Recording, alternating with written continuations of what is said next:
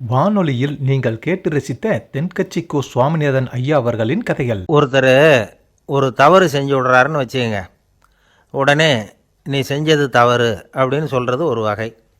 அதுக்கு பதிலாக எது சரின்னு அவர் புரிந்து கொள்ள உதவி செய்கிறது இன்னொரு வகை. இந்த ரெண்டாவது வகை இருக்குது பாருங்கள், நிர்வாக இயலில் இது ரொம்ப முக்கியம். அலுவலகத்தில் வேலை பார்க்குற ஒருத்தர் முக்கியமாக தெரிஞ்சுக்க வேண்டியது என்ன தெரியுமா? சக ஊழியர்கள்கிட்ட எப்படி பழகணும், மேலதிகாரிகள்கிட்ட எப்படி பழகணும், தனக்கு கீழே வேலை செய்கிறவங்கக்கிட்ட எப்படி பழகணும், வாடிக்கையாளர்கள்கிட்ட எப்படி பழகணும், இவங்க எல்லார்கிட்டையும் செம்மையான உறவை ஏற்படுத்திக்கிறது எப்படி, இதையெல்லாம் சொல்லிக் கொடுக்குற பாடம் தான் இன்டர் பர்சனல் ஸ்கில், திறமையான உறவு அப்படிங்கிறது. எந்த வேலையில் இருந்தாலும் சரி, இந்த உறவுகளை வளர்க்கும் திறன் உள்ளவங்க சீக்கிரம் முன்னுக்கு வந்துடுறாங்க. மற்றவங்கக்கிட்ட உறவை பலப்படுத்திக்கிறது எப்படி அப்படின்னு தெரிஞ்சுக்கிட்டோம்னா எந்த ஒரு தடையையும் சுலபமாக தாண்டி செய்கிற தொழிலில் முன்னுக்கு வந்துடலாம். ஹார்வர்டு பல்கலைக்கழகத்தில் ஒரு கணக்கெடுப்பு பண்ணி பார்த்தாங்களாம். பார்க்குற வேலையில் எது மாதிரி குணாதிசயம் உள்ளவங்க வேகமாக முன்னுக்கு வர்றாங்க அப்படின்னு தெரிஞ்சுக்கிறதுக்காக இந்த கணக்கெடுப்பு. வெவ்வேறு துறையில் வேகமாக முன்னுக்கு வந்திருக்கிற பல பேரை சந்தித்து இந்த சர்வேயை நடத்தியிருக்கிறாங்க. அவங்க கண்டுபிடிச்சி சொல்லியிருக்கிற உண்மை என்ன தெரியுமா? ஒருத்தர் ஒரு வேலையில் இருந்தால் அது சம்பந்தப்பட்ட சப்ஜெக்ட் பற்றிய அறிவு 35% இருந்தால் போதுமா. ஆனால் உறவுகளை வளர்க்கக்கூடிய திறன், இன்டர் பர்சனல் ஸ்கில்லு 65% வேணும். இப்படி உள்ளவங்க சீக்கிரம் முன்னுக்கு வந்துடுறாங்களாம். அதனால் ஒருத்தருக்கு வேலை சரியாக புரியலைன்னா கூட விவரமாக மற்றவங்கக்கிட்ட பழகிறது எப்படின்னு புரிஞ்சால் போதும், அவர் முன்னுக்கு வந்துடலாம். அலுவலகங்களில் மட்டும் இல்லை, எல்லா இடங்கள்லையும் இது ரொம்ப முக்கியம். வீட்டுக்குள்ளேயும் இது ரொம்ப முக்கியம், வீட்டுக்கு வெளியேயும் இது முக்கியம். அடுத்தவங்கக்கிட்ட பழகிறது எப்படிங்கிறத தெரிஞ்சிக்காதவன் வாழ்க்கையில் முன்னேற முடியாது. இன்றைக்கி ஆயுதங்களால் காயப்படுத்தி கொள்ளுகிறவர்களை விட வார்த்தைகளால் காயப்படுத்தி கொள்ளுகிறவர்கள் தான் அதிகம். பெரியவங்க என்ன சொல்கிறாங்க தெரியுமா? நீங்கள் இந்த பூமியில் பிறந்ததன் அர்த்தம் பூர்த்தியாகணும்னா அடுத்தவங்களுக்கு உதவி பண்ணுங்கள். அடுத்தவங்களுக்கு உதவி செய்ய முடியாவிட்டால் கூட பரவாயில்லை, ஆனால் யாரையும் புண்படுத்தி விடாதீங்க அப்படின்னு சொல்கிறாங்க. எனக்கு தெரிஞ்ச ஒருத்தர் ஒரு அலுவலகத்தில் வேலை பார்க்குறார். அவர் சொல்லுவார், எனக்கு இந்த இன்டர் பர்சனல் ஸ்கில் ரொம்ப அதிகம் சார். சக ஊழியர்கள்கிட்ட ரொம்ப சுமூகமாக நடந்துக்குவேன். என் கூட வேலை பார்க்குற ஒருத்தருக்கு ஏதாவது ஒரு கஷ்டம்னா அந்த சமயத்தில் அவர் செய்ய வேண்டிய வேலையை நான் செஞ்சுருவேன் சார் அப்படிம்பார். நான் அவர்கிட்ட சமீபத்தில் அப்படி ஏதாவது செஞ்சுருக்கீங்களா அப்படின்னு கேட்டேன். செஞ்சுருக்கேன் சார். போன வாரம் புதன்கிழமை ஆஃபீஸில் என் பக்கத்து சீட்டுக்காரருக்கு வயிற்று வலி. உடனே நான் மெடிக்கல் லீவ் போட்டுவிட்டு எங்கள் வீட்டுக்கு போயிட்டேன் சார் அப்படின்னார். ஒரு காடு, நல்ல மரம்லாம் செழிச்சு இருந்தது. அப்படிப்பட்ட காட்டில் ஒரு சாது இருந்தார். அவர் எப்படின்னா எப்பவும் ஒரு மரத்தடியில் உட்காந்துருப்பார். ஏன்னா அவருடைய இருப்பிடமே அதுதான். அவர் என்ன பண்ணுவார், 3 கல் வச்சுருந்தார். செங்கல் மாதிரி இருக்கும், ஆனால் அதை விட கொஞ்சம் பெருசாக இருக்கும். எதுக்கு அந்த 3 கல்லுன்னா அதுதான் அவருடைய படுக்கை. அதாவது தூங்குறப்ப ஒரு கல்லை தலைக்கு கீழே வச்சுக்குவார், இன்னொரு கல்லை இடுப்புக்கு கீழே வச்சுக்குவார், இன்னொரு கல்லை காலுக்கு கீழே வச்சுக்குவார். உடம்பை ஒரு அப்படியே ஒரு தகட்டால் மூடிக்குவார், அப்படியே தூங்கி போயிடுவார். மழை பெய்யுதுன்னு வச்சுங்க, அவர் உடம்பு 3 கல் மேலே இருக்குதா, அதனால் தண்ணி அடியில் ஓடி போடும், உடம்பு நனையாது. மேலே தகடு இருக்கிறதுனால மழையும் உடம்புல படாது. அவர் தூக்கமும் கெடாது, நிம்மதியாக தூங்குவார். பகலில் அந்த 3 கல்லையும் ஒரு சேர ஒரு அடுப்பு மாதிரி வச்சு அது மேலே உட்காந்துக்குவார். அதனால் பாம்பு பூச்சி எதுவும் அவரை தொந்தரவு பண்ணுறதில்ல, அது பாட்டுக்கு நடந்து போயிடும். அவர் பாட்டுக்கு நிம்மதியாக இருப்பார்.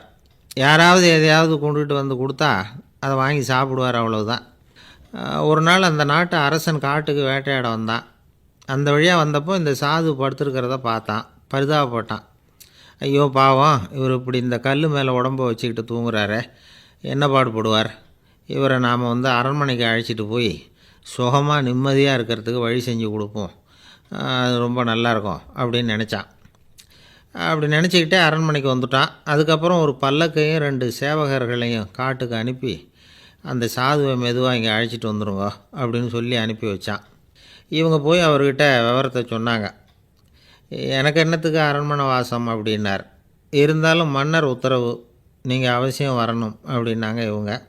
சரின்னு சொல்லிவிட்டு வேறு வழி இல்லாமல் புறப்பட்டார். புறப்படும் பொழுது என்ன பண்ணாருன்னா, மறக்காமல் அந்த 3 கல், ஒரு தகடு அதையும் எடுத்து பல்லக்கில் வச்சுக்கிட்டார். என்னத்துக்கு இதையெல்லாம் எடுத்து வைக்கிறாரு அப்படின்னு சொல்லி அவங்க யோசனை பண்ணாங்க. இருந்தாலும் அதை பற்றி ஒன்றும் கேட்கல. பேசாமல் அவரை அழைச்சிட்டு போய் அரண்மனையில் விட்டுட்டாங்க. அரசன் ஓடி வந்தான், வரவேற்றான், அறுசுவை உணவு படைத்தான். அவர் படுக்கிறதுக்கு தங்க கட்டில், பட்டு மெத்தை, இப்படி எல்லாம் ஏற்பாடு பண்ணி வச்சான். இங்கே படுத்து ஓய்வு எடுத்துங்க அப்படின்னு சொல்லிவிட்டு அவன் பாட்டு போயிட்டான். மறுநாள் காலையில் வந்து பார்க்குறான், சாது படுத்துருக்கிறார். எப்படி தெரியுமா? அந்த பட்டு மெத்தை மேலே 3 கல்லையும் வச்சு வழக்கம் போலவே அது மேலே படுத்துருக்கிறார். அதுக்கு மேலே தகடு. அரசன் பார்த்துட்டு அதிர்ச்சி ஆகிட்டான். என்ன சுவாமி இப்படி அப்படின்னா, சாது சொன்னார், எனக்கு தேவையும் இல்லை குறையும் இல்லை, எல்லா இடத்துலையும் எனக்கு ஒரே மகிழ்ச்சி தான் அப்படின்னார். மகிழ்ச்சிங்கிறது தங்க கட்டிலேயோ பட்டு மெத்தையிலேயோ இல்லை, அது மனசில் இருக்கிற ஒரு விஷயம். உண்மையான மகிழ்ச்சிக்கு வழி மனப்பக்குவம் அப்படிங்கிறது அந்த அரசனுக்கு புரிஞ்சுதான். இந்த காலத்தில் ஒரு சாமியார், அவரை தேடி ஒரு சீடன் வந்தான். என்னாச்சு தெரியுமா? சுவாமி, எனக்கு நிம்மதி வேணும், அதுக்கு என்ன வழின்னு கேட்டான். சாமியார் நிமிர்ந்து பார்த்தார். அப்புறம் சொன்னார், நீ ஏகப்பட்ட பேர்கிட்ட கடன் வாங்கியிருக்கிற, அதையெல்லாம் திருப்பி கொடுத்தா தான் உனக்கு நிம்மதி கிடைக்கும்னார். இவனுக்கு ஆச்சரியம்.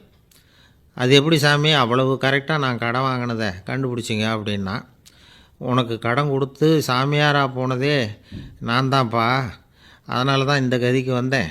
என்கிட்டயே நிம்மதிக்கு வழி கேட்குறியே, அதுதான்டா வேதனை அப்படின்னாராம் அவர். என்னுடைய நண்பர் ஒருத்தர், அவருக்கு ஜாதகத்தில் நம்பிக்கை உண்டு. அவரே ஜோசியமெல்லாம் பார்ப்பார். என்ன சார் இந்த காலத்தில் இதையெல்லாம் நம்பிக்கிட்டு இருக்கீங்களேன்னு கேட்டால், உங்களுக்கு ஒன்றும் தெரியாது சார், இந்த உலகத்தில் ஒவ்வொருத்தரும் அவங்கவுங்க செய்கிற நல்லது கெட்டதுக்கு தகுந்த பலனை அனுபவிச்சே தீரணும்பார். அது மட்டும் இல்லை, ஒருத்தன் செத்துட்டா கூட அவன் செஞ்ச பாவ புண்ணியங்கள் கூடவே போயிட்டுருக்கோம்பார்.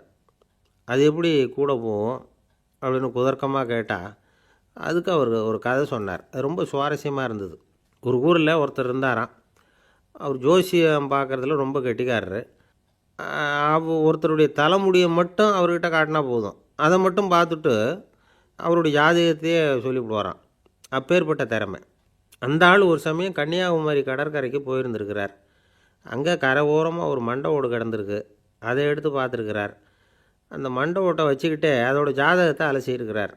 இந்த மண்டை ஓட்டுக்கு உரிய ஆசாமி வாழ்க்கையில் ரொம்ப கஷ்டப்பட்டுருக்கிறான், நிறைய கஷ்டத்தை அனுபவிச்சிருக்கிறான், அது தாங்க முடியாமல் தான் கடலில் விழுந்து தற்கொலை பண்ணிகிட்டு இருக்கான் அப்படிங்கிறத அவர் கணிச்சுட்டார். இருந்தாலும் இந்த மண்டை ஓடு இன்னமும் அனுபவிக்க வேண்டியது பாக்கி இருக்குது அப்படிங்கிறதையும் அவர் உணர்றார். அது சரி, ஒருத்த உயிரோடு இருக்கிற வரைக்கும் தானே நல்லது கெட்டதை அனுபவிக்க முடியும். செத்ததுக்கு அப்புறமும் பாக்கி இருக்குன்னா அதை எப்படி அனுபவிக்கிறது? இந்த மண்டை ஓட்டுக்கு இன்னும் கொஞ்சம் பாக்கி இருக்குது அப்படிங்கிறது அவருக்கு புரிஞ்சதே தவிர அதோட அர்த்தம் என்னங்கிறது அவருக்கு சரியாக விளங்கலை. சரி, இதை இன்னும் கொஞ்சம் விவரமாக ஆராய்ச்சி பண்ணி பார்ப்போம் அப்படின்னு நினச்சிக்கிட்டு அதை தன்னுடைய வீட்டுக்கு எடுத்துகிட்டு போயிட்டார். அந்த மண்டை ஓட்டை ஒரு பொட்டியில் வச்சு பூட்டினார். தன்னுடைய தனி அறையில் அதை பத்திரமா வச்சுக்கிட்டார். தினமும் ராத்திரி ஆனதும் தன்னுடைய மனைவியை பார்த்து, நீ போய் பூஜை அறையில் தனியாக படுத்துக்கோ அப்படின்னு சொல்லிவிட்டு, இவர் ராத்திரி 12 மணிக்கு பொட்டியை திறந்து அதை பார்ப்பார். மண்டை ஓடு அப்படியே இருந்ததே தவிர இன்னும் கொஞ்சம் பாக்கி இருக்குங்கிறதுக்கு அர்த்தம் அவருக்கு விளங்கலை. அந்த மண்டை ஓட்டுக்கு இன்னும் என்ன பாக்கி இருக்க போகுது? இப்படியே ஒரு 10 நாள் போச்சு. அந்த வீட்டம்மாவுக்கு சந்தேகம் வந்துட்டுது. நம்ம வீட்டுக்காரர் நம்மளை தனியாக ஏன் தூங்க சொல்கிறார் அப்படிங்கிற சந்தேகம். உடனே பக்கத்து வீட்டு அம்மாக்கிட்ட விஷயத்தை சொல்லியிருக்கிறாங்க. அந்த அம்மா உடனே, நீ கவலைப்படாத, நான் கண்டுபிடிச்சி சொல்கிறேன்னு சொல்லிவிட்டாங்களாம். அன்றைக்கி ராத்திரியே ஜன்னல் வழியாக எட்டி பார்த்துருக்குறாங்க. இந்த ஆள் மண்டை ஓட்டை கையில் வச்சுக்கிட்டு அதை திருப்பி திருப்பி அப்படியும் அப்படியும் பார்த்துக்கிட்டு இருந்தது தெரிஞ்சுட்டுது. மறுநாள் காலையில் அவரோட மனைவியை பார்த்தாங்க. ஏம்மா, உன் வீட்டுக்காரருக்கு நீ முதல் மனைவியா 2வது மனைவியா அப்படின்னு கேட்டாங்க. எனக்கு தெரிஞ்ச வரைக்கும் நான் ஒருத்தி தான் அவருடைய மனைவின்னாங்க. அப்படி இல்லை, நீ அவருக்கு 2வது மனைவி. முதல் மனைவியின் மண்டை ஓடு தான் அவர் கையில் இருக்குப்போ, அதை தான் அவர் தினமும் ராத்திரியில் எடுத்து பார்த்துக்கிட்டு இருக்கிறாரு அப்படின்னு விட்டாங்க அந்த அடுத்த வீட்டம்மா. அப்படியா விஷயம்னு சொல்லிவிட்டு கணவன் வீட்டில் இல்லாத நேரமாக பார்த்து அந்த மண்டை ஓட்டை எடுத்து கொண்டாந்து ஒரு உரலில் போட்டு உலக்கையால் குத்தி நொறுக்க ஆரம்பிச்சுட்டுது அந்த அம்மா. வெளியே போயிருந்த அந்த ஆள் அப்போ தான் உள்ளே நுழைஞ்சார். மண்டை ஓடு உலக்கைக்கிட்ட குத்து வாங்கிட்டு இருக்கு. அது அனுபவிக்க வேண்டியது இன்னும் கொஞ்சம் பாக்கி இருக்குது அப்படிங்கிறதுக்கான அர்த்தம் எனக்கு இப்போ தான் புரிஞ்சுதுன்னாராம் அவர். இந்த கதையிலேருந்து நாம் இன்னொரு நீதியையும் புரிஞ்சுக்கணும். அதாவது நம்ம வீட்டை பற்றி நமக்கு தெரியாததெல்லாம் அடுத்த வீட்டுக்காரங்களுக்கு நல்லா தெரியும். ஒருத்தர் ரொம்பவும் மகிழ்ச்சியாக வந்துக்கிட்டு இருந்தார். என்ன விஷயம்னு விசாரித்தேன். நான் தோற்று போயிட்டேன், அதுதான் மனசுக்கு மகிழ்ச்சியாக இருக்குது அப்படின்னார். எனக்கு இது ரொம்ப ஆச்சரியமாக போச்சு. இந்த உலகத்தில் தோற்று போகிறவங்க யாரும் மகிழ்ச்சியாக இருக்கிறதில்ல. அப்படி இருக்கிறப்ப இவர் இப்படி சொல்கிறாரே, எங்கே தோற்று போனீங்கன்னு கேட்டேன். அதுக்கப்புறம் தான் அவர் விவரமாக சொன்னார். என்னோடய 5 வயசு குழந்தையோடு நான் விளையாடிக்கிட்டு இருந்தேன். அந்த விளையாட்டில் என் குழந்தை ஜெயிச்சுட்டுது, நான் தோற்று போயிட்டேன் அப்படின்னார் ரொம்ப உற்சாகமாக. நான் யோசித்து பார்த்தேன். அதாவது நாம் சின்ன குழந்தையாக இருக்கிறப்போ எந்த விளையாட்டில் கலந்துக்கிட்டாலும் அதில் நாம் தான் ஜெயிக்கணும்னு ஒரு வெறி நமக்குள்ளே இருக்கும். நம்மளை எதிர்த்து விளையாடுறவர் நல்லவரா கெட்டவரா, பெரியவரா சின்னவரா அப்படிங்கிறதெல்லாம் முக்கியம் கிடையாது. அவர் தோற்று போகணும், நாம் ஜெயிக்கணும், அதுதான் முக்கியம். எதிரியை சந்தோஷப்படுத்த விளையாடுகிற கலை அப்போ நமக்கு தெரியறதில்ல. வாழ்க்கையில் ஒரு பக்குவம் வந்ததுக்கு அப்புறம் வெற்றி பெறணுங்கிற மன அழுத்தம் போயிடுது. போட்டியில் ஜெயிக்கணுங்கிறத விட குழந்தையை சந்தோஷப்படுத்தணுங்கிறது முக்கியமாக போச்சு. ஜெயிக்கணுங்கிற வெறி ஓடி போட்டுது. ஒரு குழந்தையாக இருந்தப்போ நம்ம வளர்ச்சிக்கு உதவிய வெறி பெரியவனானதுக்கு பிறகு நமக்கு எதிரியாக மாறுது.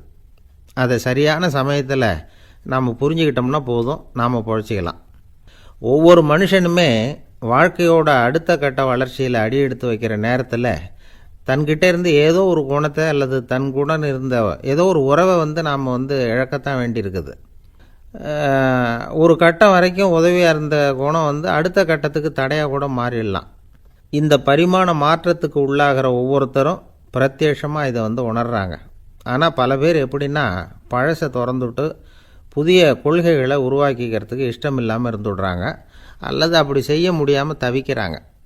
இதையெல்லாம் மீறி அந்த பழசை திறந்துவிட்டா அதை இழந்ததால் உண்டாகிற மன அழுத்தம் சில காலத்துக்கு வருத்திக்கிட்டு தான் இருக்கும், வேறு வழி இல்லை. ஆரோக்கியமான ஒரு முன்னேற்றத்துக்காக அந்த மன அழுத்தத்தை தாங்கிக்கத்தான் வேணும் அப்படிங்கிறாரு அந்த உலக புகழ்பெற்ற மேதை ஒருத்தர், இந்த ஸ்காட் பெக் அப்படிங்கிறவர். பிறந்த நாள் முதல் இதுதான் சரி அப்படின்னு கற்பிக்கப்பட்டு வந்த ஒவ்வொரு தத்துவத்தையும் தங்களுடைய வளர்ச்சிக்கு தகுந்த மாதிரி மாற்றி அர்த்தப்படுத்தி கொள்ள முடியாமல் வாழ்க்கை சூழலில் அப்படியே அரைப்பட்டு தூளாகிறவர்கள் தான் ரொம்ப தவிக்கிறாங்களாம். இதுதான் அவருடைய கருத்து. பெரும்பாலும் மனிதர்களுடைய நடுத்தர வயசில், அதாவது 30 தாண்டுகிற சமயத்தில் தான் இந்த தவிப்பு உண்டாகுதான். இதை தான் மேற்கத்திய நாடுகளில் அடிக்கடி மிட் லைஃப் கிரைசிஸ் அப்படின்னு சொல்கிறாங்க. அப்பப்போ பழசையெல்லாம் தொலைச்சி விட்டு புதுசாக பிறக்கிறதுக்கு கற்றுக்கணும். ஒவ்வொரு நிமிஷத்தையும் அந்த நிமிஷத்துக்கு ஏற்ற சித்தாந்தம் கொண்டவர்களாக சந்திப்போம் அப்படிங்கிறார் அந்த உளவியல் நிபுணர். இப்படி பழகிக்கிட்டால் வாழ்க்கை இன்பமயம், இல்லைன்னா தவிப்பு மயம்தான். பழசை தொலைக்க முடியாதவர்களில் எத்தனையோ பேர் உண்டு, எத்தனையோ ரகம் உண்டு. அதில் வேடிக்கையான நண்பர்களும் உண்டு. ஒருத்தர் நண்பர் வீட்டுக்கு போனார். அவர் ஏதோ இனிப்பு பலகாரம் கொடுத்து சாப்பிட சொல்லியிருக்கிறாங்க அவங்க வீட்டில். இவர் சாப்பிட்டு பார்த்துட்டு சொன்னாராம், சார் 6 மாதத்துக்கு முன்னாடி ஒரு தடவை இங்கே வந்தேன், அப்போது ஒரு இனிப்பு பலகாரம் கொடுத்தீங்க, அது இதை விட நல்லா இருந்தது சார் அப்படின்னாராம். அப்போ செஞ்ச அதே இனிப்பு பலகாரம் தான் சார் இதுவும் அப்படின்னாராம் அவர். ஒரு ஆஃபீஸில் வேலை பார்க்குற ஒருத்தர் ஏதோ தப்பு பண்ணிவிட்டார். உடனே மேல் அதிகாரி அவரை கூப்பிட்டு அனுப்புனார். நீ செஞ்சது தப்புன்னார் கோபமாக. இது ஒரு ரகம். சில அதிகாரிகள் இப்படி நீங்கள் செஞ்சது தப்புன்னு சொல்கிறதில்ல, நீங்கள் செஞ்சது சரி அப்படின்னு சொல்கிறதில்ல. எப்படி சொல்லுவாங்கன்னா, நீங்கள் செஞ்சது சரியில்லைன்னு நான் நினைக்கிறேன் அப்படின்னு சொல்லுவாங்களாம். அதாவது சில பேர் நீங்கள் செஞ்சது தப்புங்கிறாங்க, அதையே மாற்றி சொல்கிறாரு இவர், நீங்கள் செஞ்சது சரியில்லைன்னு நினைக்கிறேன். இது ரெண்டும் அர்த்தம் ஒன்று தான், இருந்தாலும் வார்த்தைகள் வித்தியாசம். நிர்வாக திறமை இல்லாத ஒரு அதிகாரி யூ ஆர் ராங் அப்படின்னு சொல்லுவாராம். நிர்வாக திறமை உள்ள அதிகாரியாக இருந்தால் அதையே கொஞ்சம் மாற்றி I think you are not correct அப்படிம்பாரான். இதுதான் வித்தியாசம். இருந்தாலும் வார்த்தைகளை உபயோகப்படுத்துகிற விதத்தை வச்சு தான் வேலை நல்லா நடக்கிறதும் நடக்காததும் இருக்குது. விவரம் தெரிஞ்சவங்க என்ன சொல்கிறாங்க தெரியுமா? Be a leader not a boss அப்படிங்கிறாங்க. ஒரு லீடராக பாஸாக இருக்காதே அப்படிங்கிறாங்க. சரி, அப்படின்னா லீடருக்கும் பாஸுக்கும் வித்தியாசம் உண்டா அப்படின்னு கேட்டால் இருக்குன்னு சொல்கிறாங்க. லீடருங்கிறவர் வேறு, பாஸுங்கிறவர் வேறு. ஒரு லீடர் எப்படி நடந்துக்குவார், ஒரு பாஸ் எப்படி நடந்துக்குவார், இதை முதல்ல நாம் தெரிஞ்சுக்கணும். அவங்க எப்படி நடந்துக்குவாங்க அப்படிங்கிறதுக்கு சில விவரங்கள் இருக்குது. அதை கேட்டோம்னா நாம் புரிஞ்சுக்கலாம் அதை. அதாவது பாஸுங்கிறவர் விரட்டிக்கிட்டே இருப்பார், லீடருங்கிறவர் ஊக்கப்படுத்திக்கிட்டே இருப்பார். நாளைக்கு சாயந்தரத்துக்குள்ளே அந்த வேலையை செஞ்சு முடிக்கலைன்னா தொலைச்சி விடுவோம் தொலைச்சி அப்படிம்பார் அவர். இவர் எப்படி சொல்லுவார்னா, இது வரைக்கும் நீங்கள் செஞ்சுருக்கிற வேலை ரொம்ப அற்புதம் அப்படிம்பார். பாஸுங்கிறவர் அதிகாரத்தை நம்பி செயல்படுறவர், லீடருங்கிறவர் நல்லெண்ணத்தை நம்பி செயல்படுறவர். நம்மக்கிட்ட அதிகாரம் இருக்குது, பவர் இருக்குது, அதனால் காரியத்தை சாதிச்சுடலாம் அப்படின்னு நினைக்கிறவர் அவர். மற்றவங்கக்கிட்ட ஒரு நல்ல அபிப்பிராயத்தை சம்பாதிச்சுக்கிட்டு அது மூலமாக காரியங்களை சாதிக்கிறவர் இவர். பாஸுங்கிறவர் பயத்தை உண்டு பண்ணுவார், லீடருங்கிறவர் அன்பை பரவ செய்வார். அதை செய்யலைன்னா ஆடிட்டில் தகராறாயிடும், இது செய்யலைன்னா இன்க்ரிமெண்ட்டு கட் ஆகிடும், இப்படி ஏதாவது சொல்லி பயமுறுத்திக்கிட்டே இருப்பார் அவர். இவர் அப்படி இல்லை. உடம்பு இப்படி இருக்குது, வீட்டில் எல்லோரும் சௌக்கியமாக இருக்கிறாங்களா, ஆஃபீஸில் எல்லாம் வசதியாக இருக்குதா, நான் ஏதாவது உதவி செய்யணுமா அப்படின்னு அன்புக்கு முக்கியத்துவம் கொடுப்பார். பாஸுங்கிறவர் எதுக்கெடுத்தாலும் நான் சொல்லிகிட்டு இருப்பார், லீடருங்கிறவர் நாமன்னு சொல்லிகிட்டு இருப்பார். பாஸுங்கிறவர் தப்புக்கு காரணம் யாருன்னு பார்ப்பார், லீடருங்கிறவர் தப்பு என்னன்னு பார்ப்பார். இதுதான் ரெண்டு பேருக்கு வித்தியாசம். The boss shows who is wrong, the leader shows what is wrong அப்படின்னு சொல்லுவாங்க.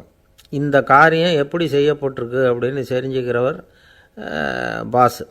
இந்த காரியத்தை எப்படி செய்யணும்னு செஞ்சு காட்டுறவர் லீடர். பாஸுங்கிறவர் பணியாளர்களை திட்டுவார், லீடர் மரியாதைக்குரியவராக நடத்துவார், அதுக்குரியவராக அவர் நடந்துக்குவார். செய்கிற வேலையை ஒரு சுமையாக நினைக்க வைக்கிறவர் பாஸ், செய்கிற வேலையை ஒரு சந்தோஷமாக ஆக்கிறவர் லீடர். ஒரு முதலாளியாக இருக்கிறவர் அல்லது ஒரு நிர்வாகியாக இருக்கிறவர் இது மாதிரியான நுணுக்கங்களையெல்லாம் தெரிஞ்சு வச்சுக்கிறது நல்லது. ஒரு பாஸ் இருக்கார், அவர் ஒரு நாள் ரொம்ப பெருமையாக தன்னோட ஆஃபீஸை பற்றி பேசிக்கிட்டு இருந்தார். எனக்கு கீழே 200 பேர் வேலை செய்கிறாங்க சார், நான் ஒரு கோடு கிழிச்சா அவங்க அதை தாண்டாத அளவுக்கு நான் நடந்துக்கிறேன் சார் அப்படின்னார் அவர். அது எப்படி முடியுது உங்களால் அப்படின்னு கேட்டோம். நான் கோடே கிழிக்கிறதில்ல சார் அப்படின்னார். அம்மாக்காரங்களுக்கு அடிக்கடி ஏற்படுற கவலை ஒன்று உண்டு, அதாவது குழந்தை சரியாக சாப்பிட மாட்டேங்குதே அப்படிங்கிற கவலை. இவங்கெல்லாம் ஒரு விஷயத்தை நல்லா புரிஞ்சுக்கணும். குழந்தைகள்ங்கிறவங்க பெரியவங்க மாதிரி இல்லை. அவங்க கடிகாரத்தில் மணியை பார்த்துட்டு சாப்பிட்றதுக்கு உட்கார்ற ரகம் கிடையாது. பசிச்சா சாப்பிடுவாங்க, இல்லைன்னா விளையாடுவாங்க அல்லது தூங்குவாங்க. அது புரியாமல் அவங்கள கட்டாயப்படுத்தி அல்லது மிரட்டி சாப்பிட வைக்கிறது ரொம்ப தப்பு. ஒரு 8 மாத குழந்தைக்கு 3 மணி நேரத்துக்கு ஒரு தடவை பசிக்கும். அந்த நேரம் பார்த்து சாப்பாடு கொடுத்தா அடம் பண்ணாமல் அது பாட்டுக்கு சாப்பிட்றோம். அதே குழந்தைக்கு 1 வயசு ஆகிறப்போ 4 மணி நேரத்துக்கு ஒரு தடவை பசிக்கும். இந்த வயசில் இயற்கையாகவே பசி குறைஞ்சிருக்கும். அது புரியாமல் என் குழந்தை முன்னாடி மாதிரி இப்போ சரியாக சாப்பிட மாட்டேங்கிறான் அப்படின்னு சில பேர் டாக்டர்கிட்ட போய் சொல்லிக்கிட்டு இருப்பாங்க. இன்னொரு விஷயம், ஒரு குழந்தைக்கு வயசு அதிகமாகிற வேகத்துக்கு உடம்பு எடையும் அதிகமாகிக்கிட்டே போகாது. உடம்பு எடை அதிகமாகிற வேகம் குறைஞ்சிக்கிட்டே வரும். 6 மாத குழந்தைக்கு ஒரு வாரத்தில் 150 கிராம் எடை கூடும். ஒரு வயசில் வாரத்துக்கு 71 கிராம் எடை கூடும். இது புரியாமல் அதிகமாக சாப்பாட்டை கொடுத்து குழந்தைய கஷ்டப்படுத்தக்கூடாது. ஏன்னா அளவுக்கு மீறின உணவு அஜீரணத்தை உண்டு பண்ணிவிடும். குழந்தைக்கு ஒரு தட்டில் கொஞ்சமாக ஆகாரத்தை வச்சு கொண்டுகிட்டு போய் கொடுக்கணும். மலை மாதிரி குவிச்சு வச்சா அதை பார்த்ததுமே பசி அடங்கி போயிடும். அடித்து மிரட்டி பயமுறுத்தி குழந்தைய சாப்பிட வைக்கிற பழக்கம் இருக்குது பாருங்கள், அதுக்கு ஃபுட் ஃபோர்ஸிங் அப்படின்னு பேர். இப்படி பண்ணுனா குழந்தைக்கு சாப்பாட்டில் விருப்பம் குறைஞ்சிரும், அதை கண்டாவே வெறுக்க ஆரம்பிச்சிடும். அது மாதிரி உளம் சார்ந்த பசி குறைவு, சைக்கோஜெனிக் அனோரெக்சியா, அது ஏற்படுமா. சாப்பாடுங்கிறதே ஒரு தண்டனை மாதிரி தோணும். குழந்தைகளுக்கு பிடிச்ச மாதிரியான ஆகாரத்தை கொடுக்கணும். சத்து அதிகம் இருக்குங்கிறதுக்காக அதுக்கு பிடிக்காத ஆகாரத்தை கொடுத்து கட்டாயப்படுத்தக்கூடாது. குழந்தைகளுக்கு 2 வயசு ஆகிறப்போ இயற்கையாகவே எதிர்மறை குணம் உண்டாகும். அதாவது அந்த எதிர்மறையாக பேசுகிறது. இது மாதிரி சமயங்களில் நாம் என்ன சொல்கிறோமோ அதுக்கு நேர்மாறாக நடந்துக்கும். ஏட்டிக்கு போட்டி, சாப்பிட சொன்னால் விளையாட போவோம், விளையாட சொன்னால் சாப்பாடு கேட்கும். இதை புரிஞ்சுக்கிட்டு நடந்துக்கணும். குழந்தை சொன்ன பேச்சை கேட்கலேன்னு கோவப்படக்கூடாது. குழந்தை வளர வளர பிடிவாத குணம் வர்றது சகஜம். கேட்டதை வாங்கி கொடுத்தா தான் சாப்பிடுவேன் அப்படின்னு பிடிவாதம் பண்ணும். வாங்கி கொடுத்துடுறது தான் உத்தமம். நீங்களும் அதுக்கிட்ட பிடிவாதம் பண்ணிகிட்டு இருக்கக்கூடாது. ஏன்னா கேட்டது கிடைக்கலையேங்கிற ஏமாற்றம் கூட குழந்தையோட பசியை குறைச்சிரும். கேட்டது கிடைச்சிட்டா பசி அதிகமாகும், கொடுத்ததை மளமளன்னு சாப்பிட்றோம். குழந்தைகளுக்கு கண்ட கண்ட நேரத்தில் சாப்பிட்றதுக்கு எதையாவது வாங்கி கொடுத்துக்கிட்டு இருந்தால் சாப்பாட்டு நேரத்தில் சாப்பிடாமல் அடம் பண்ண ஆரம்பிச்சிடும். பள்ளிக்கூடம் போகிற பிள்ளைங்க காலை உணவை சரியாக சாப்பிட மாட்டாங்க. அச்சம், அவசரம், பரபரப்பு இதெல்லாம் தான் காரணம். பள்ளிக்கு புறப்படுறதுக்கு ஒரு 3/4 மணி நேரத்துக்கு முன்னாடியே சாப்பாடு போட்டுருங்க, அது சரியாக போடும். படிக்கிற குழந்தைகள் உடல் சோர்வு, மனச்சோர்வு இது காரணமாக கூட சாப்பிட மறுக்கிறது உண்டு. இப்போ உதாரணமாக சாயந்தரம் விளையாடி விட்டு வீட்டுக்கு வந்ததும் சாப்பிட சொன்னால் வேணாம்பாங்க. இது உடல் சோர்வு. ரொம்ப நேரம் வீட்டு பாடங்களை செஞ்சு முடித்த கையோடு சாப்பிட சொன்னாலும் அவங்களால சரியாக சாப்பிட முடியாது. இது உளச்சோர்வு, அதாவது மனச்சோர்வு. இதை தவிர குழந்தைகளுக்கு உடல் நலக்குறைவு ஏற்பட்டால் கூட சாப்பிட மறுக்கிறது உண்டு. சில மருந்து மாத்திரைகள் கூட பசியை குறைச்சிரும். அதனால் சரியாக தெரிஞ்சுக்கிட்டு குழந்தைகளை சாப்பிட வைக்கணும். அது புரியாமல் கையில் சாப்பாட்டு தட்டை வச்சுக்கிட்டு குழந்தைகளை விரட்டிக்கிட்டு அலையக்கூடாது. ஒரு சின்ன பையன் சொன்னான், எங்கள் அம்மா சாப்பாடு போடுறது தெரிஞ்சால் நான் உடனே வீட்டை விட்டு வெளியில் ஓடி போடுவேன் அப்படின்னா. ஏன் அப்படி பண்ணுறேன்னு கேட்டோம். எங்கள் அப்பா கூட அது மாதிரி தான் சார் பண்ணுவார் அப்படிங்கிறான். ஒரு வயசான அம்மா தெரு வழியாக போயிட்டு இருந்தாங்க. அவங்க கையில் எண்ணத்தையோ வச்சுக்கிட்டு அதை அடிக்கடி பார்த்துக்கிட்டே இருந்தாங்க.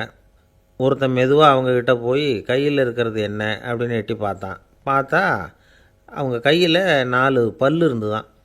இவன் ஆச்சரியமாக அந்த அம்மாவை பார்த்தான். ஏம்மா, உனக்கு என்ன பைத்தியமா? ஏது இந்த பல்? இதை என்னத்துக்காக கையில் வச்சுக்கிட்டு அலைஞ்சிக்கிட்டு இருக்கிற அப்படின்னு கேட்டிருக்கான். அதுக்கு அந்த அம்மா விவரம் சொல்ல ஆரம்பித்தாங்களாம். இதை பாருப்பா, எனக்கு ஒரு மகன் இருந்தான். அவனை ரொம்ப செல்லமாக வளர்த்தேன். அவனை தரையிலேயே நடக்க விடுறதில்ல, எப்பவும் தூக்கி வச்சுக்கிட்டு இருப்பேன். அவன் நல்லா பெரியவனாகி பள்ளிக்கூடம் போகிறப்ப கூட அவன் புஸ்தக மூட்டையை நான் தான் சுமந்துக்கிட்டு போவேன். பார்க்குறவங்க கூட கேலி பண்ணுவாங்க, ஏம்மா படிக்க போகிறது நீயா உன் பிள்ளையான்னு கேட்பாங்க. அவன் இன்றைக்கி எவ்வளவோ பெரிய மனுஷன் ஆகிட்டான். வெளிநாட்டில் பெரிய உத்தியோகத்தில் இருக்கான். சமீபத்தில் இங்கே வந்துட்டு போனான். ஒரு நாள் ஏதோ கோபத்தில் என்ன அரைஞ்சுட்டான். அப்போ இந்த 4 பல்லும் கீழே விழுந்துட்டுது. இன்னமும் கூட விழுந்திருக்கும், ஆனால் பல்லு தான் இல்லை. என் புள்ள அரைஞ்சதுனால விழுந்த பல்லு இல்லையா அது. அதனால் இதை எப்பவும் என் கையிலேயே வச்சுக்கிட்டு ஆசையோடு பார்த்துக்கிட்டு இருக்கிறேன். அவன் தான் வெளிநாட்டுக்கு போட்டான். அவனை பார்க்க முடியாத ஏக்கத்தை நான் இந்த பல்லை பார்த்து போக்கிக்கிறேன் அப்படின்னு நாங்களாம் அந்த அம்மா. இந்த கதை எதுக்காகன்னா, தாய் அன்பு அப்படிங்கிறது எப்படிப்பட்டதுங்கிறத புரிஞ்சுக்கிறதுக்காக. கல்யாணம் ஆனதுக்கப்புறம் தாயை மறந்து விடுறவங்க எத்தனை பேர் இந்த உலகத்தில்? அவங்க காதில் விழணுங்கிறதுக்காக தான் இந்த தகவல். ஆனால் ஒரு விஷயம் மட்டும் நல்லா புரிஞ்சுக்கணும். தாயை மதிக்க தெரிஞ்சவங்க தான் இன்றைக்கி வாழ்க்கையில் எல்லா விதத்துலேயும் முன்னுக்கு வந்திருக்கிறாங்க. வேணும்னா விசாரித்து பார்த்துக்குங்க. இன்னொரு அம்மா இருந்தாங்க. அவங்க தினமும் ஒரு கோயிலுக்கு வருவாங்க. சாமியை பார்த்து, கடவுளே நான் இறந்து போனால் நரகத்துக்கு போகணும் அப்படின்னு வேண்டிக்குவாங்களாம். எல்லோரும் சொர்க்கத்துக்கு போகணும்னு தானே கடவுள்கிட்ட வேண்டிக்குவாங்க. இந்த அம்மா தினம் நான் நரகத்துக்கு போகணும் அப்படின்னு வேண்டிக்கிறாங்க. அங்கே இருந்த அர்ச்சகருக்கு இது சந்தேகம். ஒரு நாள் அதை நேரடியாகவே அவங்கக்கிட்ட கேட்டுவிட்டார். அதுக்கு அந்த அம்மா பதில் சொன்னாங்களாம், ஐயா, எனக்கு கல்யாணம் ஆகி ரொம்ப நாள் வரைக்கும் குழந்தை பாக்கியம் இல்லாமல் இருந்தது. கோயில் குளம் எல்லாம் சுற்றி வந்தேன். ரொம்ப நாள் கழித்து ஒரு குழந்தை பிறந்தது, ஆண் குழந்தை. அவனை நான் ரொம்ப செல்லம் கொடுத்து வளர்த்தேன். அதோட விளைவு என்ன ஆச்சுன்னா, அவன் ரொம்ப மோசமாக ஆகிட்டான். கெட்ட பழக்க வழக்கம்லாம் கற்றுக்கிட்டான். அவன் இறந்து போனால் நிச்சயம் அவனுக்கு நரகம்தான் கிடைக்கும். அந்த அளவுக்கு கெட்டவன் அவன். அப்படிப்பட்ட காரியங்கள்லாம் பண்ணிகிட்ருக்கான், எனக்கு தெரியும். இவனுக்காக நரகத்தில் கூட யாரும் தயவு காட்ட மாட்டாங்க, தாட்சண்யம் காட்ட மாட்டாங்க. அதனால் இவனுக்கு முந்தி நான் இறந்து நரகத்துக்கு போயிட்டா அங்கே இவனை கவனிச்சிக்கலாமே, இவனுக்கு பணிவிடை செய்யலாமேன்னு பார்க்குறேன் அப்படின்னு நாங்களாம். அதனால தான் நான் நரகத்துக்கு போகணும்னு தினம் ஆண்டவனை வேண்டிகிட்டு இருக்கிறேன் அப்படின்னு கண்கலங்கி அந்த அம்மா சொன்னாங்களாம். அதுதான் தாய் உள்ளம்ங்கிறது. தாயின் பெருமையை சரியாக உணர்ந்துட்டா அவங்களுக்கு எப்பவும் எந்த கஷ்டமும் வராது. இது ஏதோ உபதேசத்துக்காக சொல்கிற வார்த்தை இல்லை, உண்மையான வார்த்தை. இந்த விவரத்தையெல்லாம் நண்பர் ஒருத்தர்கிட்ட சொல்லிக்கிட்டு இருந்தேன். அவர் கொஞ்ச நாள் கழித்து என்னை தேடி வந்தார். அவர் கையிலேயும் 4 பல் வச்சுருந்தார். என்னங்க ஆச்சு, ஏதுங்க இந்த பல் அப்படின்னு விசாரித்தோம். உங்கள் உபதேசத்தை கேட்டுவிட்டு இந்த உலகத்தில் எல்லாரையும் தாயாக நினைக்க ஆரம்பிச்சிட்டேன். ஒரு அம்மாவை கடத்தரில் பார்த்து தாயேன்னு கூப்பிட்டேன். அவங்க உடனே பலார்னு என்னை அரைஞ்சிட்டாங்க. பல் விழுந்துட்டுது. அதை தான் பொறுக்கி எடுத்துக்கிட்டு நேராக உங்களை தேடி வந்துக்கிட்டு இருக்கிறேன்னார். தாயேன்னு தானே கூப்பிட்டீங்க, அதுக்கு ஏன் அரைஞ்சாங்க அப்படின்னு கேட்டோம். நான் தாயேன்னு கூப்பிட்டது அவங்க காதில் நாயேன்னு விழுந்துட்டு தான், அதுதான் இப்படி ஆயிட்டுது அப்படின்னார். ஊருக்கு வெளியில் அமைதியான ஒரு இடம், அங்கே ஒரு ஆசிரமம், அங்கே ஒரு சாமியார். அவர் தினமும் நல்ல போதனைகள்லாம் செய்வார். பல பேர் போய் அங்கேயே சில நாள் தங்கி இருந்து அவர் சொல்கிற அறிவுரைகளை எல்லாம் கேட்டுக்கிட்டு வர்றது வழக்கம். ஒரு தடவை அவரை பார்த்துட்டு போகிறதுக்காக 3 வெளியூர் தம்பதிகள் வந்தாங்களாம். அந்த மடத்திலேயே சாப்பிட்டுக்கிட்டு தங்கியிருந்து அவங்களுடைய போதனைகளை கேட்டுக்கிட்டு போகணுங்கிறது அவங்க நோக்கம். காலையில் குளிச்சுட்டு பூஜையில் உட்காந்தார் அந்த சுவாமி. இவங்களும் குளிச்சுட்டு அந்த பூஜையை பார்க்குறதுக்காக அவர் முன்னாடி வந்து உட்காந்தாங்க. பூஜை ஆரம்பமாச்சு. சம்பிரதாயப்படி அது ரொம்ப நேரம் நடந்துக்கிட்டே இருக்குது. இவங்களுக்கு நல்ல பசி இருந்தாலும் இந்த நேரத்தில் அதை எப்படி வெளியில் காட்டிக்கிறது? பேசாமல் இருந்தாங்க. அந்த சுவாமி பூஜையை முடித்தார். அதுக்கப்புறம் பேச ஆரம்பித்தார். பேச்சு அருமையாக தான் இருந்தது, அமிர்தமாக தான் இருந்தது. இருந்தாலும் இவங்களுக்கு இருக்கிற வயிற்று பசி அது சரியாக கவனிக்க விடலை. அந்த சுவாமியே இதை கவனித்ததா தெரியல. இவங்களுக்கு மனசுக்குள்ளே ஒரு எண்ணம், உள்ளே சாப்பாடு தயாராகிட்டு இருக்கும் போல இருக்குது, இந்த பேச்சு முடிஞ்சது நம்மளை உள்ளே அழைச்சிட்டு போய் சாப்பாடு போடுவாங்கன்னு நினைக்கிறோம் அப்படின்னு இவங்களாம் நினச்சிக்கிட்டாங்க. ஆனால் சுவாமி இதை பற்றி எதுவுமே பேசலை, கண்டுக்கலை. ஒரு அம்மாவால் அதுக்கு மேலே சும்மா இருக்க முடியுமா? முடியல. சாப்பாட்டை கவனிக்கலாமா அப்படின்னு சொல்லி மெதுவாக ஆரம்பித்தாங்க. கவனிக்கலாமே அப்படின்னு உள்ளே அழைச்சிட்டு போனார் சுவாமி. இவங்க ரொம்ப அவசரமாக எழுந்திரிச்சு உள்ளே ஓடினாங்க. அங்கே ஒரு மேஜை மேலே ஒரு கிண்ணம் மூடி இருந்தது. இதுதான் சாப்பாட்டு மேஜை போல இருக்குது, இங்கே சாப்பாடு வந்துடும் அப்படின்னு நினச்சாங்க. உடனே போய் சுற்றி உட்காந்துக்கிட்டாங்க. சுவாமி அந்த கிண்ணத்தை எடுத்து அந்த அம்மா கிட்ட கொடுத்தார். அவங்க அதை வாங்கி மூடியை திறந்து பார்க்குறாங்க. உள்ளே ஒரு சாவி இருக்குது. சரிதான், இது சமையலறை சாவி போல் இருக்குது, அங்கே போய் அதை திறந்து சாப்பாட்டை நாமே எடுத்துக்கிட்டு வந்து இங்கே வச்சுக்கிட்டு சாப்பிட்ணும் போல இருக்குது அப்படின்னு நினச்சாங்க. சாவி இருக்கு இல்லையா, வாங்க பூட்டு நிறையா காட்டுறேன் அப்படின்னு சுவாமி அவங்கள அழைச்சிட்டு போனார், காட்டினார். இவங்க அந்த அறையை ரொம்ப ஆவலோடு திறந்தாங்க. உள்ளே பார்த்தா அங்கே அரிசி, பருப்பு, விதவிதமான காய்கறி எல்லாம் இருக்குது. சமையலுக்கு வேண்டிய மிளகாய், எண்ணெய், பால், தயிர், நெய் இப்படி எல்லாமே இருக்குது. அடுப்பு, விறகு, நெருப்பு போட்டி அது கூட அங்கே இருக்குது. சாப்பாடு தயாராக இருக்கும்னு நினச்சிக்கிட்டு போனால் இப்படி இருக்குதே அப்படின்னு சொல்லி அதை பார்த்ததும் ரொம்ப சோர்ந்து போட்டாங்க அவங்க. சுவாமி, என்ன இது சாப்பாடு இல்லையா அப்படின்னாங்க. அதுதான் சாப்பாட்டுக்கு வேண்டிய எல்லாம் இங்கே இருக்குதே, அடுப்பு மூட்டி நீங்கள் தான் அவங்கவுங்க ருசிக்கு தகுந்த மாதிரி சமைச்சிக்கணும். இந்த சன்னியாசிக்கு எப்படி சமைக்க தெரியும் அப்படின்னு கேட்டார் சுவாமி. சாப்பாடு தயாராக இருக்கும்னு நாங்கள் எதிர்பார்த்தோம் அப்படின்னாங்க. நீங்கள் இப்படி சொல்லுவீங்கன்னு நானும் எதிர்பார்த்தேன். இது வரைக்கும் நான் எவ்வளவோ தத்துவம்லாம் எடுத்து சொன்னேன். எல்லாத்தையும் விட இதுதான் அனுபவபூர்வமான தத்துவம். ஆண்டவன் நமக்கு நல்ல மனசை கொடுத்துருக்குறான், நல்ல வாய்ப்புகளையும் தந்திருக்கிறான், அதையெல்லாம் பயன்படுத்திக்கக்கூடிய மூளையையும் சிந்தனையையும் கொடுத்துருக்குறான். அதனால் அடுப்பை தான் நீங்கள் மூட்டணும், அடுப்பை நீங்கள் தான் மூட்டணும், உங்களுக்கு உகந்ததை நீங்கள் தான் சமைச்சு ருசித்து அனுபவிக்கணும். ஆண்டவனே அதை செஞ்சுக்கிட்டு இருக்க மாட்டான் அப்படின்னாராம் அந்த சுவாமி. நம்முடைய வாழ்க்கையில் பல நல்ல பலன்களை பெறுறதுக்கு நாம் தான் முயற்சி பண்ணணும். அதுக்குரிய சூழ்நிலையை தான் ஆண்டவன் கொடுப்பானே தவிர அதை விளக்கிறதுக்காக தான் அந்த சுவாமி அப்படி செஞ்சு காட்டியிருக்கிறார். இது ஒரு பெரியவர் இப்படி ஒரு விளக்கம் கொடுத்தார். அதுக்கப்புறம் அந்த 3 தம்பதிகளும் தெளிவடைஞ்சுட்டாங்களாம். நாம் தெளிவடைகிறது எப்போங்கிறது தான் தெரியல அப்படின்னு பல பேர் இதை கேட்டுட்டு சொல்லிகிட்டு இருக்கிறாங்க. இந்த கதையை நம்முடைய நண்பர் ஒருத்தர்கிட்ட சொன்னேன். அந்த நண்பர் ரொம்ப சந்தோஷப்பட்டார். நீங்கள் சொல்கிறது கரெக்டு சார், ஆனால் நான் அதை விட ஒரு படி மேலே சார்.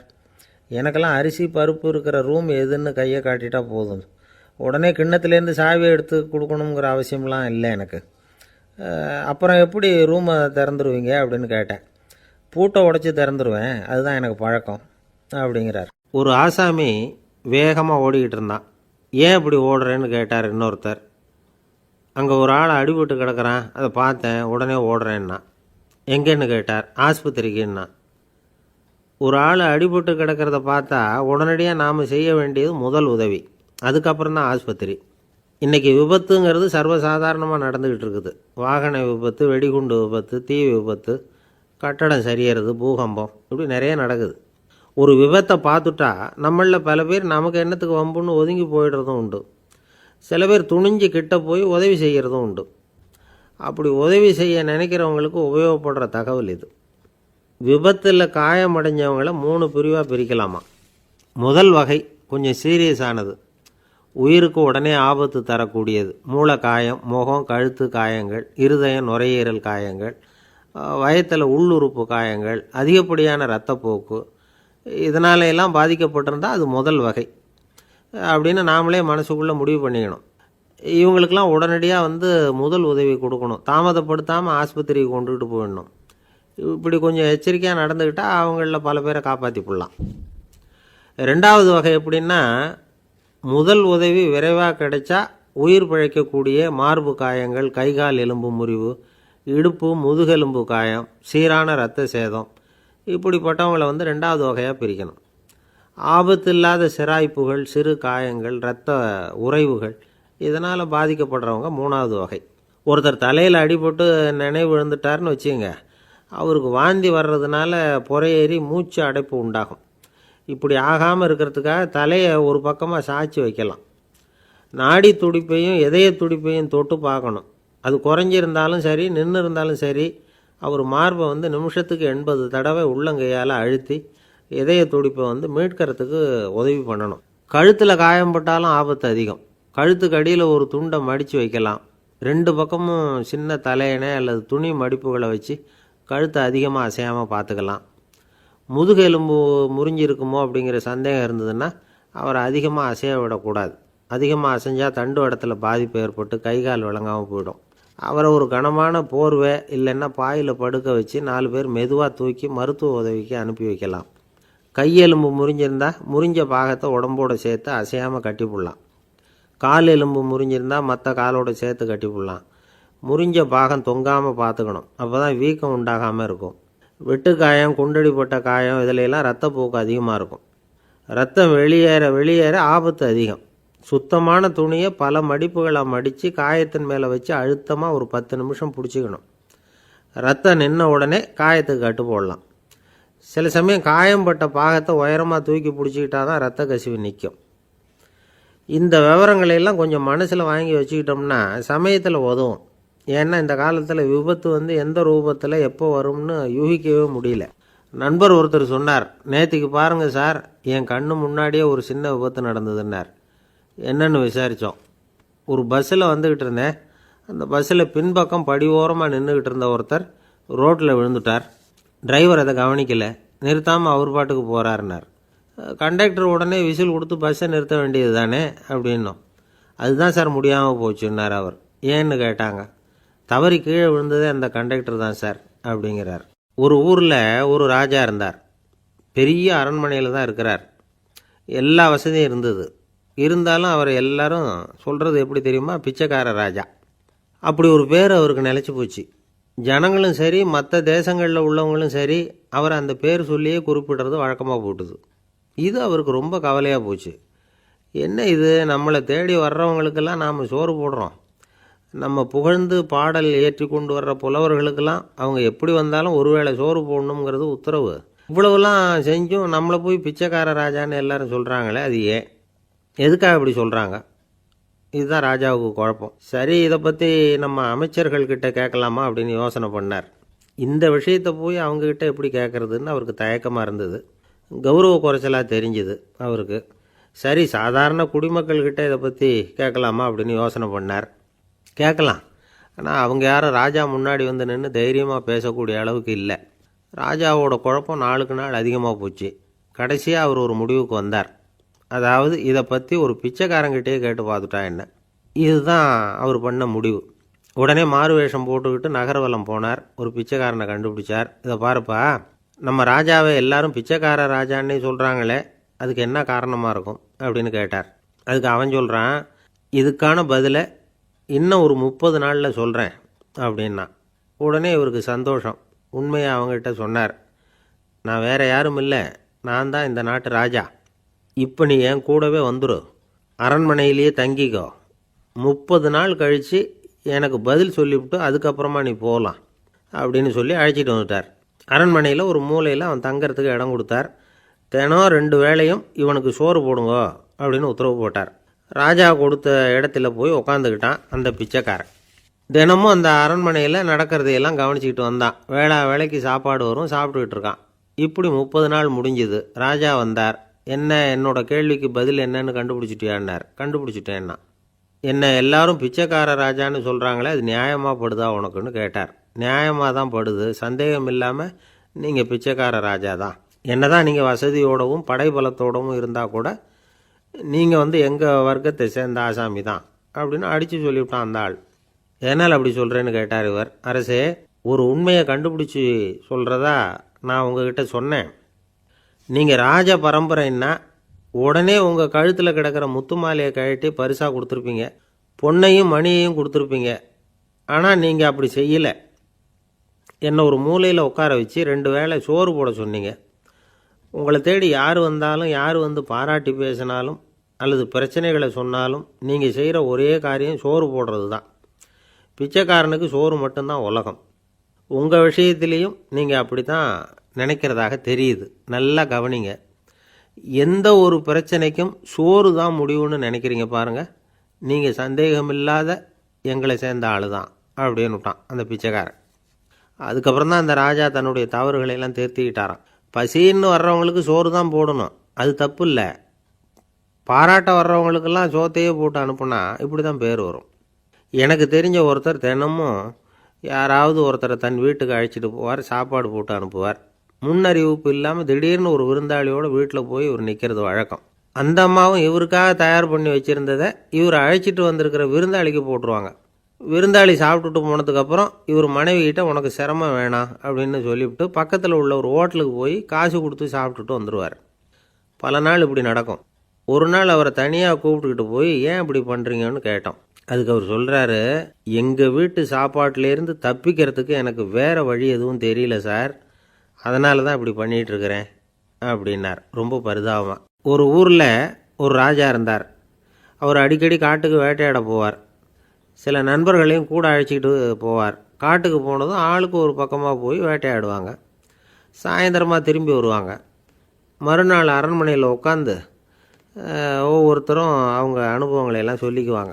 அவங்க வீரத்துக்கு தகுந்த மாதிரி பரிசை அந்த ராஜா கொடுப்பார். இது மாதிரி ஒரு தடவை எல்லாரும் வேட்டைக்கு போயிட்டு திரும்பி வந்ததும் உட்காந்து பேச ஆரம்பிச்சிருக்கிறாங்க.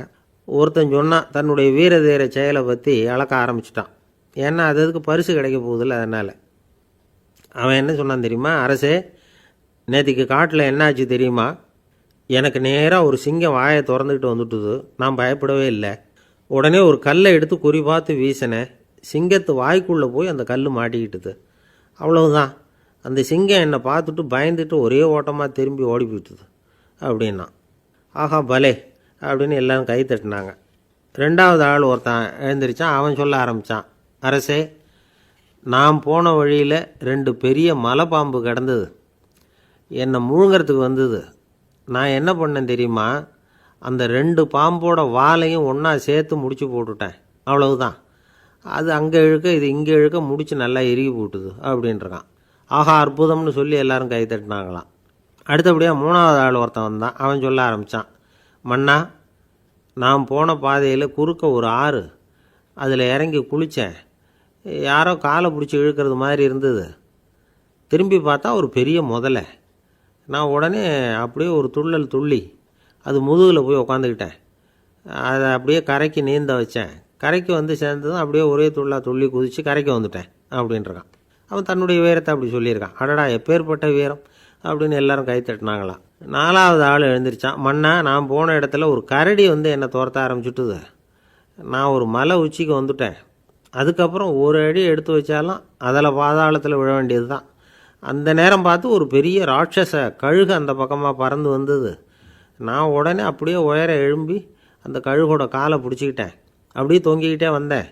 ஒரு நல்ல இடம் வந்ததும் தொப்புன்னு கீழே குதித்து நடந்து வந்துட்டேன்னா. இதுக்கும் எல்லோரும் கை தட்டுறாங்க. கடைசியாக ஒரு ஆள் எழுந்திரிச்சான். அரசே, நான் வந்து போன வழியில் ஒரு பெரிய யானை குறுக்க வந்தது. பயங்கரமாக சத்தம் போட்டுக்கிட்டே வந்தது. நான் பயந்து ஓடலை. உடனே என்ன பண்ணேன் தெரியுமா? அந்த யானையோட வாலை பிடிச்சி தூக்கினேன். தலைக்கு மேலே தூக்கி கரன்னு சுற்றினேன். வேகமாக சுற்றி வீசி எறிஞ்சேன். அவ்வளவுதான். அதே ஸ்பீடில் அந்த யானை மேலே போக ஆரம்பிச்சுட்டுது. இன்னும் கூட அது போய்கிட்டே தான் இருக்குது, கீழே விழவே இல்லைன்னா. இதை கேட்டதும் ராஜாவுக்கு கோபம் வந்துட்டுது. என்ன முட்டாள்னு நினச்சிக்கிட்டு பேசுகிறியா? யானையை வந்து நீ வாலை பிடிச்சி தூக்குன, அதை நான் நம்பணுமா அப்படின்னார். உடனே இவன் பணிவாக பதில் சொன்னான். அரசே, ஒரு சிங்கத்து வாயில் கல் மாட்டிக்கிட்டதை நம்புறீங்க, மலைப்பாம்பு வாலை பிடிச்சி முடிச்சு போட்டதை நம்புறீங்க, முதல்ல முதுகில் சவாரி பண்ணதையும் நம்புறீங்க, கழுகு காலை பிடிச்சிக்கிட்டு பறக்கிறதையும் நம்புறீங்க. அப்படி நம்புறப்போ நான் சொன்னதை மட்டும் நம்பக்கூடாதா அப்படின்னு கேட்டானான். பொய் சொன்னவங்கெல்லாம் தலையை தொங்க போட்டுக்கிட்டாங்களாம். ராஜா அவங்கள பார்த்து சொன்னாராம், நீங்கள் எல்லாரும் என்னை முட்டாளாக்கியிருக்கிறீங்க. கடைசியாக பேசின இவன் தான் எனக்கு உண்மை எது பொய் எதுங்கிறத புரிய வச்சிருக்கிறான். இவன் தான் உண்மையான தைரியசாலி அப்படின்னு சொல்லி அவனுக்கே பரிசையெல்லாம் கொடுத்து பாராட்டினாராம். இப்படி ஒரு கதை. உண்மையை நிலைநாட்டுகிறவன் தான் உண்மையான வீரன் அப்படிங்கிறத இதிலிருந்து நாம் புரிஞ்சுக்கணும். இந்த காலத்துல எல்லாம் பொய் சொன்னால் தான் பிழைக்க முடியுங்கிறது ஒரு சில பேரோட நம்பிக்கை. ஒரு அப்பாவுக்கு தன் மகனுக்கு பொய் சொல்ல தெரியலையேங்கிற கவலை. பொய் சொன்னால் தான் இந்த உலகத்தில் பிழைக்கலாம், ஆனால் இவனுக்கு அது தெரியலையே, அதனால் இவனை அழைச்சிட்டு போய் நடுக்கடலில் விட்டுட்டு வந்துடுவோம் அப்படின்னு அழைச்சிட்டு புறப்பட்டான். கடற்கரைக்கு போனான். மகனுக்கு சந்தேகம், எங்கேப்பா என்னை அழைச்சிட்டு போகிறேன்னு கேட்டிருக்கான். கடலில் மீன் பிடிக்க கற்றுக் கொடுக்க போகிறேன் உனக்கு அப்படின்னானா. நான் ஏற்கனவே மீன் பிடிச்சிட்டேனேன்னானா இவன் மகன். எங்கே அதுன்னு கேட்டிருக்கான் அப்பங்காரன். சுட்டு சாப்பிட்டுட்டேன்ருக்கான் புள்ள. அப்பங்காரன் பார்த்தான், சரி நம்ம புள்ள பொழைச்சிக்கோ அப்படின்னு சொல்லி திருப்பி அழைச்சிட்டு வந்துட்டானான்.